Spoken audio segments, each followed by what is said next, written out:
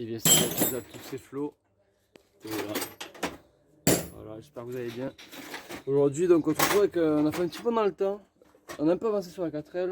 On a enlevé un petit peu, c'était un petit peu répétitif. Ça restait du démontage quoi. Théo a enlevé donc hors caméra un tableau de bord et le pommeau de vitesse. Aussi. Et quoi? Et la direction. Et la direction, parce que c'est répétitif quoi, force c'est toujours les choses à démonter. Donc Théo a enlevé ça hors caméra pour que ça aille un petit peu plus vite quoi. Ce qui fait qu'aujourd'hui on va démonter le moteur, mais avant ça du coup on va monter le palan qui est là pour pouvoir tout simplement lever le moteur. Donc avant ça Théo range l'intérieur de la voiture parce qu'il y a des outils partout. Voilà, et donc c'est parti, on se retrouve une fois qu'on a réussi à monter le moteur. Ok, donc le palan est monté, voilà, pour pouvoir lever le moteur.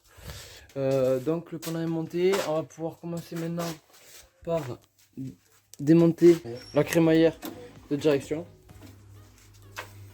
On va maintenant pouvoir enlever la crémaillère de direction, qui est donc cette grande barre ici, qui va pouvoir nous permettre après de lever le moteur. Bon, donc première chose, avant de vouloir démonter la ligne de direction, ce qu'on fait c'est qu'on enlève tous les câbles qui nous empêchent de pouvoir sortir le moteur proprement et efficacement. Donc on enlève tous les câbles, toute l'électricité, toute l'électronique qui va nous gêner, donc afin de pouvoir nous aider tout simplement à être efficace lors de la sortie du moteur.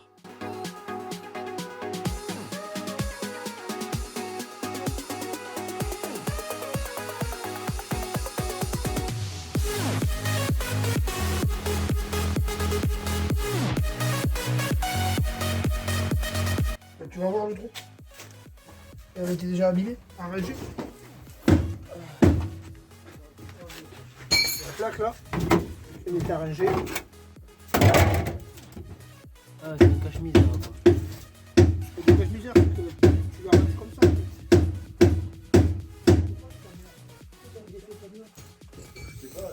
Ok, donc ça c'est la réparation qui a été faite par les anciens propriétaires pour arranger le plancher parce qu'il y avait un petit peu de corrosion quoi. Prends le point celui-là, prends le point. Ok, donc ici vous voyez tout simplement que Théo galère à sortir le premier axe de la crémaillère de direction. Je vous explique ça tout de suite. Ok, donc avant toute chose, avant d'enlever la crémaillère, on doit enlever le radiateur qui est ici afin de pouvoir accéder aux écrous qui sont sous le radiateur. Bon, donc comme vous l'auriez sûrement compris, on avait carrément oublié qu'il y avait des axes qui tenaient la crémaillère et qui étaient logés sous le radiateur, donc c'est pour ça que c'est un petit peu dans le désordre, mais donc finalement on s'en rend compte et donc là nous sommes en train de démonter le radiateur afin de pouvoir, comme vous l'avez compris, enlever cette fameuse crémaillère.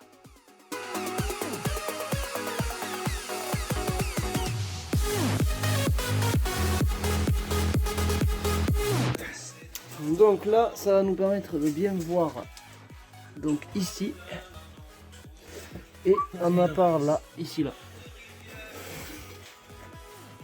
Voilà.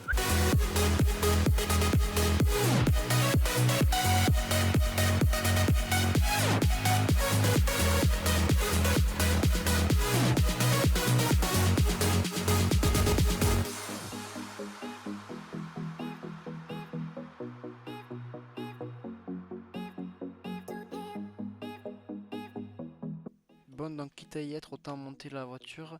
Nous on l'a mis sur des blocs parce qu'on n'a pas de chandelle. On a monté la voiture, enlevé les roues et on a tout simplement enlevé les cardans. Voilà.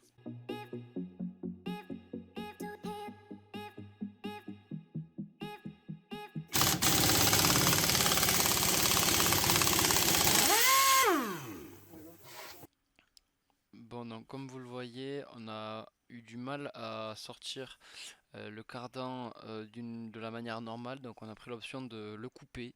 Alors c'est clairement pas ce qu'il faut faire normalement, on en a parlé avec des gens, et normalement on coupe pas un cardan, mais bon, c'était vraiment trop compliqué, on n'avait pas le matériel pour, donc on a pris l'option de la découpe. Voilà, c'était plus rapide et plus simple.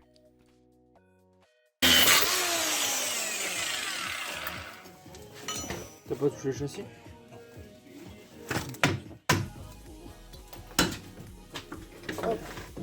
Et voilà, un cardan. On remet la roue dessus là. On va remettre la roue.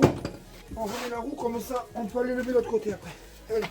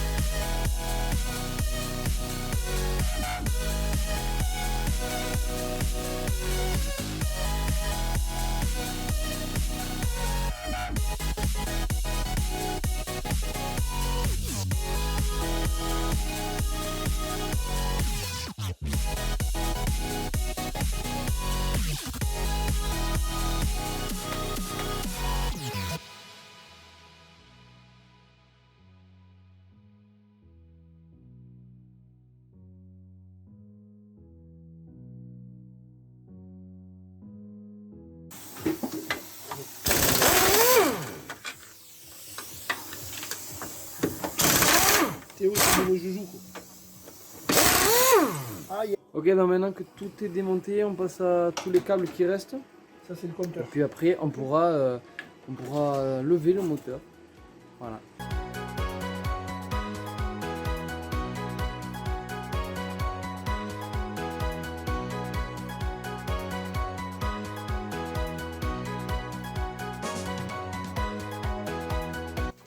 Ok, donc comme il y avait vraiment beaucoup de câbles, le tout démonté doit être perdu lors du remontage, donc on va démonter l'alternateur et qu'après on mettra sur le côté pour pouvoir sortir le moteur. On monte ça tout de suite.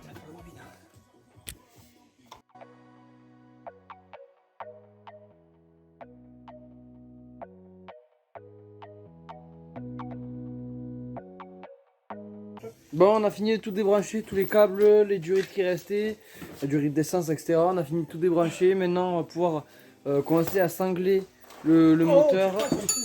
On va pouvoir commencer à cingler le moteur et à enlever les dernières vis qui restent. Et puis on pourra monter on pourra nous sortir le moteur de là. C'est parti.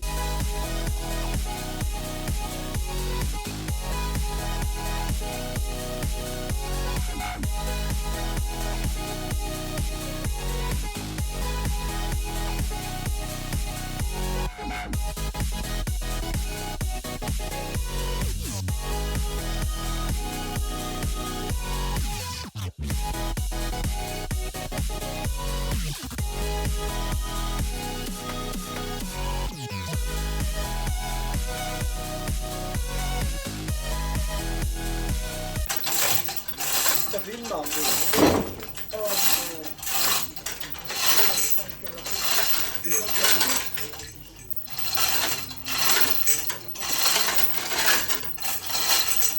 Elle est posée là.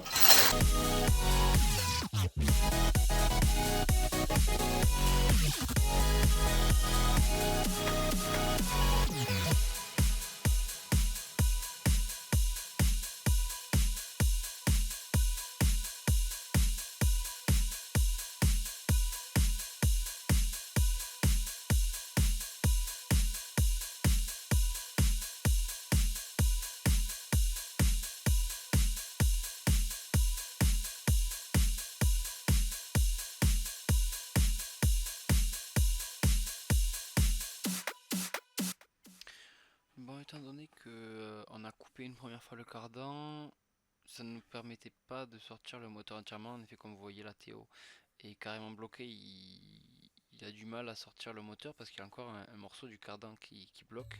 Du coup, ben, la seule solution qu'on a pu prendre, encore une fois, c'est de recouper un petit peu plus court le cardan. Donc c'est ce que fait Théo, en faisant attention bien sûr. Et donc voilà, on a dû recouper un petit peu plus. Et bien sûr, cette fois-ci, c'est passé.